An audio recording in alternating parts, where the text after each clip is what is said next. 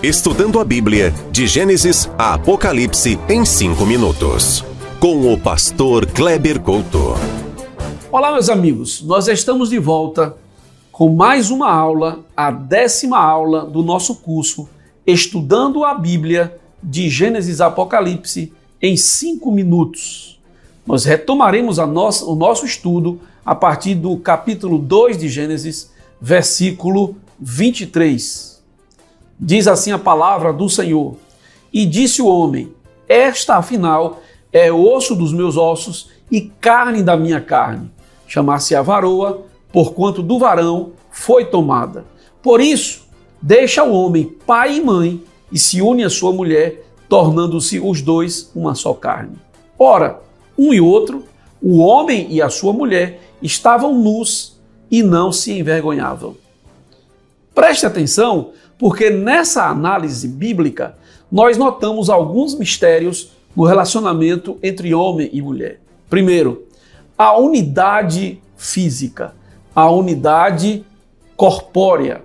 O casamento entre um homem e uma mulher só se materializa, só se efetiva com a unidade corpórea, física.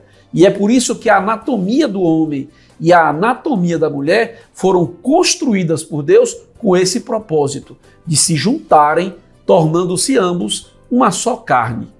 É assim que o casamento efetivamente é consumado, com o sexo.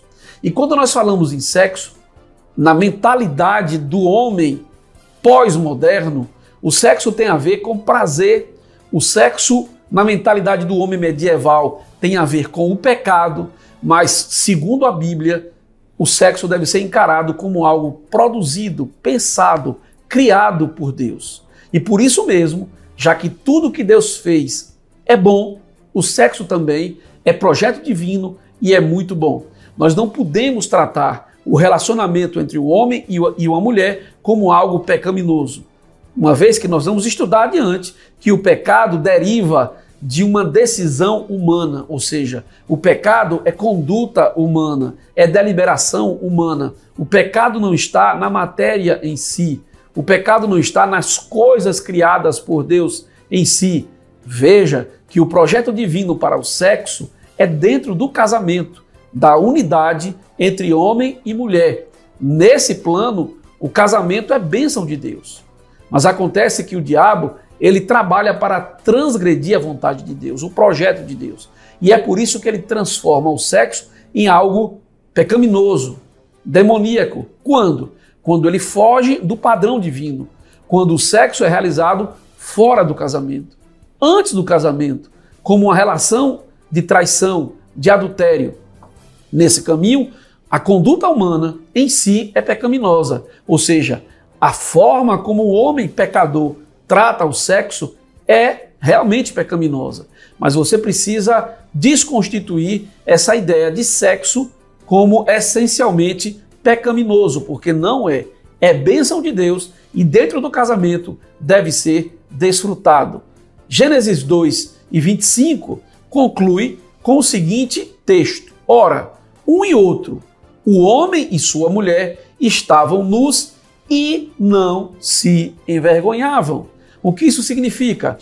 O corpo do homem, o corpo da mulher, mesmo despidos, desnudos, são efetivamente prazerosos um para o outro.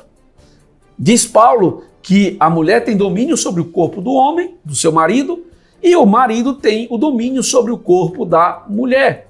E sobre isso, você deve ter a mente transformada por Cristo. Porque se você tem Cristo na sua vida, você volta a ser um homem segundo o padrão, segundo a perspectiva divina. E assim, nós passamos para o capítulo 3 do livro de Gênesis. Perceba que entra nessa história a ideia do pecado original. O primeiro versículo diz assim: Mas a serpente, mais sagaz do que todos os animais selváticos que o Senhor tinha feito, disse à mulher: É assim que Deus disse: Não comerás de toda a árvore do jardim?